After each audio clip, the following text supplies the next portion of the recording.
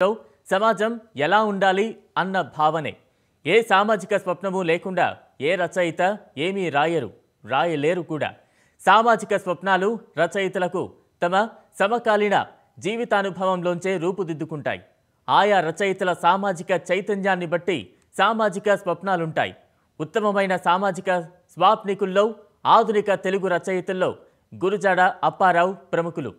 విజయనగరం జిల్లాలో ఉన్న గురజాడ అప్పారావు ఇంటిని చూస్తే ఈ విషయం స్పష్టంగా అర్థమవుతుంది.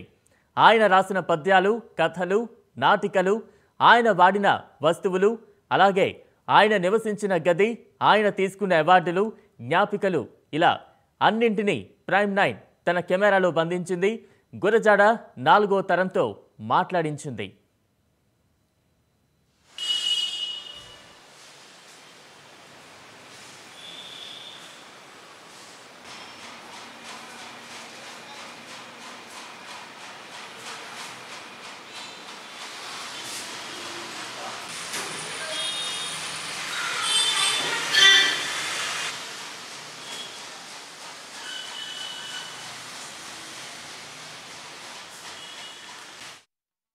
గురజాడ అప్పారావు గారి మునిమనవడి భార్యనే నేను. నా పేరు గురజాడ ఇందిర.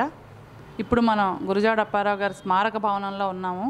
అంటే ఇది గురజాడ వాళ్ళకి, గురజాడ కుటుంబీకులు వారి జ్ఞాపకార్థం ఈ ఇంటిని భావితరాల వాళ్ళకి ఆయన యొక్క గొప్పతనాన్ని, ఆయన యొక్క చేసిన మంచి పనులను తెలియజేయాలనే ఉద్దేశంతో భావితరాలకు స్ఫూర్తి పొందే విధంగా ఈ గృహం ఉండాలని చెప్పేసి కుటుంబీకులు ఈ గృహాన్ని ప్రభుత్వపరం చేయడం జరిగింది. అయితే ఈ గృహం యొక్క ప్రాధాన్యత ఏంటంటే, అప్పారావు గారు ఇక్కడ జన్మించలేదు. విశాఖ జిల్లా ఎస్రాయవరం, ఎలమంచిలి తాలూకా ఎస్రాయవరంలో జన్మించినప్పటికీ కూడా ఆయన రచన చేసింది, ఎక్కువ కాలం జీవించింది కూడా ఈ గృహంలోనే. అందుకనే దీన్ని గురజాడ స్మారక భవనం అని అంటాం. ఇదే ఇంట్లో ఆయన 1915లో మరణించడం కూడా జరిగింది. అయితే 53 ఏళ్ళు ఆయన సంవత్సరంలో 35 సంవత్సరాల పాటు ఇక్కడే ఈ నివాసంలోనే ఉండేవారు. ఇప్పుడు ఇది ప్రభుత్వ పరంగా ఉండి ఆయన వాడినటువంటి వస్తువుల ప్రదర్శనలతో పాటు కొన్ని ఆయన మీద రాసినటువంటి పుస్తకాలతోని ఇక్కడ ఇది ఒక నివాస గృహంగా, స్మారక భవనంగా వచ్చిన ప్రేక్షకులందరికీ కూడా ఆయన గురించి తెలియజెప్పే వ్యక్తులుగా మేము ఉంటూ ఈ భవనం ఈ రోజుకి కూడా నమస్కారం అండి. నా పేరు గురజాడ వెంకటేశ్వర ప్రసాద్. గురజాడ అప్పారావు గారి 4వ తరం మునిమనవాడిని.